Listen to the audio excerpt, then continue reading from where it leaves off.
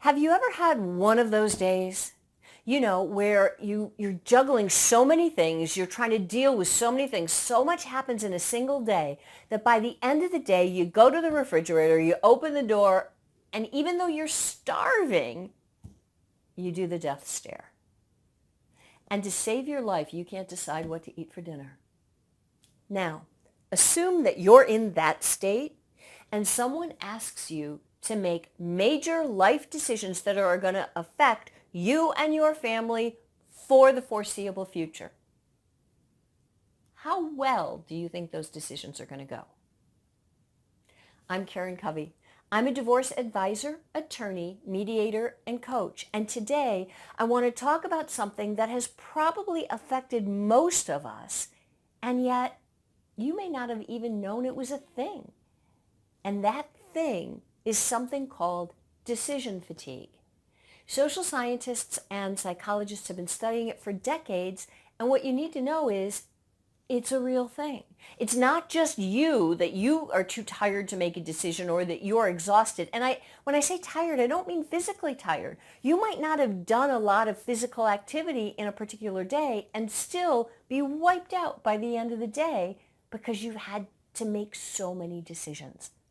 And what decision fatigue is the decreasing ability to make good decisions that you experience when you've had to make too many decisions in a fixed period of time. So, how does it work? Well, when you've got decision fatigue, when you're experiencing that decision fatigue and you just don't want to decide one more thing, one of three things happens. Either, number one, your ability to weigh options goes down. So think about it. Most of the decisions that we face on a day-to-day basis, and we face a ton of them in our modern world, and most of the decisions aren't simple decisions of A and B where everything is the same except one variable. Usually it's here's the list of pros for cons, here's the lists of pros for A, here's the list of cons for A, here's the pros for B, the cons for B, and you got to compare them all and decide what's right. Here's an example. Make this a little bit more concrete. Let's take a simple decision. You're going to decide what to eat for breakfast. And let's assume that your only choices are oatmeal and eggs. There are no other choices. So we've simplified things a lot already because, as we all know, for most of us have the luxury of having a choice of a lot of different things for breakfast. But let's say today it's either oatmeal or eggs. Seems like it's pretty easy, right? Not so fast, though, because you look at the oatmeal and you say, oatmeal is heart healthy. Oatmeal, it doesn't take a long time to prepare. It doesn't cost a lot of money. And, it would stay within my diet. So oatmeal's, those are all the good things about oatmeal. On the con side, it tastes like wallpaper paste. And I don't really like oatmeal. And an hour after I eat oatmeal, I'm hungry again. So I don't know about the oatmeal. That's oatmeal. Then you look at the eggs and you say the pro side, well, I like the way they taste a whole lot better, and they're also pretty cheap and easy to make, but they're high in cholesterol, and I don't know if I feel like eggs today. So what to do? And those are all the factors that you're weighing against each other to try to make a good decision. Well, after you're experiencing decision fatigue and you've made 1,000 decisions already that day, your ability to weigh those options of what's better for you goes down. You can't sort it all out. You don't have the bandwidth anymore. That's the first casualty of decision fatigue, the ability to weigh options. The second casualty is the ability to make short-term decisions with an eye on your long-term outcome. Here's what I mean. Let's stick with the food, right? So let's say it's the end of the day and you're spent, you're emotionally done. You are much more likely to go for the pizza that tastes good, that's comfort food, and that's right ready in front of you than you are to go to make a plate of grilled vegetables that takes longer, that's ultimately better for your waistline and your health. But, it doesn't taste as good, it takes longer. You'll think about the short-term benefits rather than worry about the long-term consequences.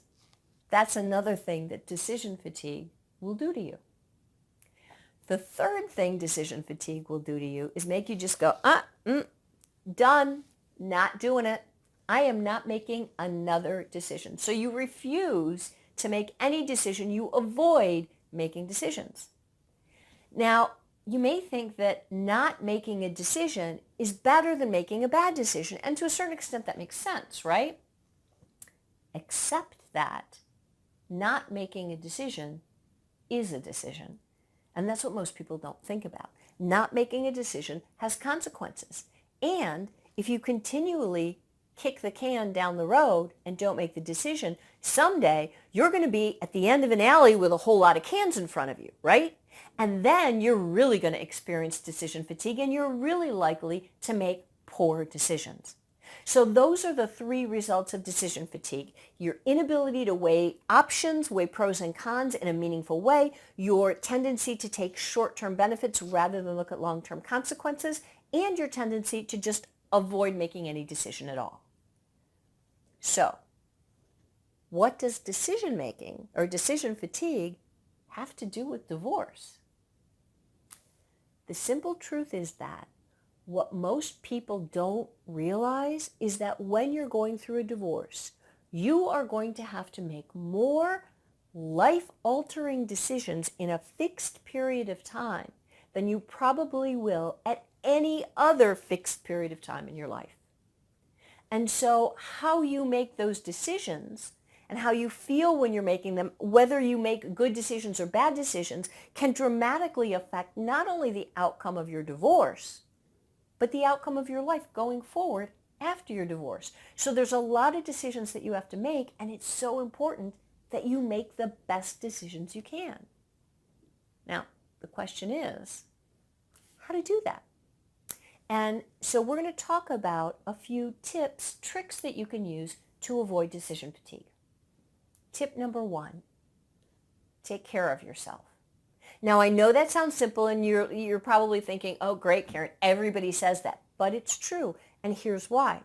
Studies have shown that, if your blood sugar level and your tiredness level and the amount of decisions that you've had to make in a day before you get to an important decision all dramatically affect the decision that you make. Let me tell you about a little study. So there was a study done by some social scientists they looked at a Jewish-Israeli parole board. Actually, they looked at 8 different parole boards, and they studied who came before the parole board, what their crime was, what their sentence was, all these factors, and they analyzed whether each prisoner was likely to get parole or to be kept in prison, and what influenced the judge's decision. And the results of the study were really kind of surprising. It turns out it didn't matter what crime the prisoner was convicted of. It didn't matter what sentence the prisoner was convicted of, or whether he or she, because they looked at men and women, whether he or she served most of the sentence or half of the sentence, none of that mattered. The one variable that made the most difference was the time of day that the parole hearing took place. You see, it turns out that the prisoners who had parole hearings first thing in the morning had a 65% chance of getting paroled. The ones who appeared right before lunch, their chance of getting paroled was down to 10%. After lunch, back up to 65%, and by the end of the day, 10% or closer to 0. Now, why would that matter? And the reason is because the more decisions the judges made during the day, the less likely they were to take a chance on anything other than maintaining the status quo. And what researchers found in that study and subsequent studies is that the judge's blood sugar level, or the blood sugar level of the decision maker, affected the decision that they made. So you can see that when I say take care of yourself, it matters. It matters that you eat right. It matters that you exercise. It matters that you try to take care of your physical body and get enough sleep, because all of those things affect your state. And your state, the state of physical being and the state of mind that you're in, dramatically affect the decision that you make. So your first defense against suffering from decision fatigue is making sure you're as physically and mentally and emotionally strong as you possibly can be. That's tip number 1. Tip number 2, do your best to simplify your life. Well, what does that mean? I don't know if you know, but everyone from Steve Jobs, Mark Zuckerberg, President Obama, they all simplified their lives. And one of the things that they did when they had, because they all were in positions that they had to make a lot of decisions every day, so they cut out the unimportant ones. Steve Jobs wore a black turtleneck and blue jeans every single day of his career. Exact same outfit. Now, if you're a woman, that's a little bit harder, but we'll talk about that in a minute. But he wore the same thing. Why? Because then he didn't have to think about it. He just went to the closet, took out his clothes, boom, done. President Obama, same thing. He had a blue suit and a gray suit. Every single day, he wore a blue suit or a gray suit, so he didn't have to think about it. Mark Zuckerberg, the president of Facebook, same thing. Gray t-shirt, blue jeans, done. So to the extent that you can cut out those simple routine decisions or make them a routine, make them a habit, the better off you're going to be. The less decision-making energy you're going to use on the stuff that doesn't matter. That way you save it for the stuff that does. So if you're a woman now, this is a little bit harder because who wants to wear the same thing every day, right? We just don't. But what you can do is lay out your clothes, make all those decisions the night before.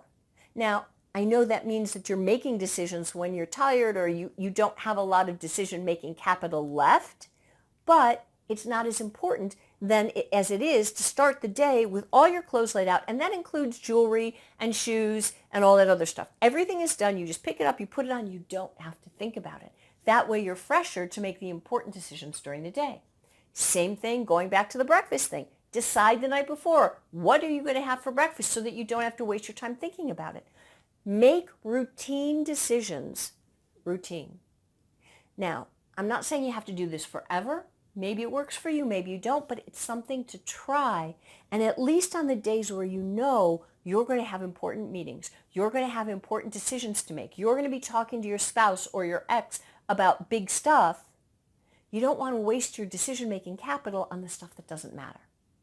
So step number 1, take care of yourself.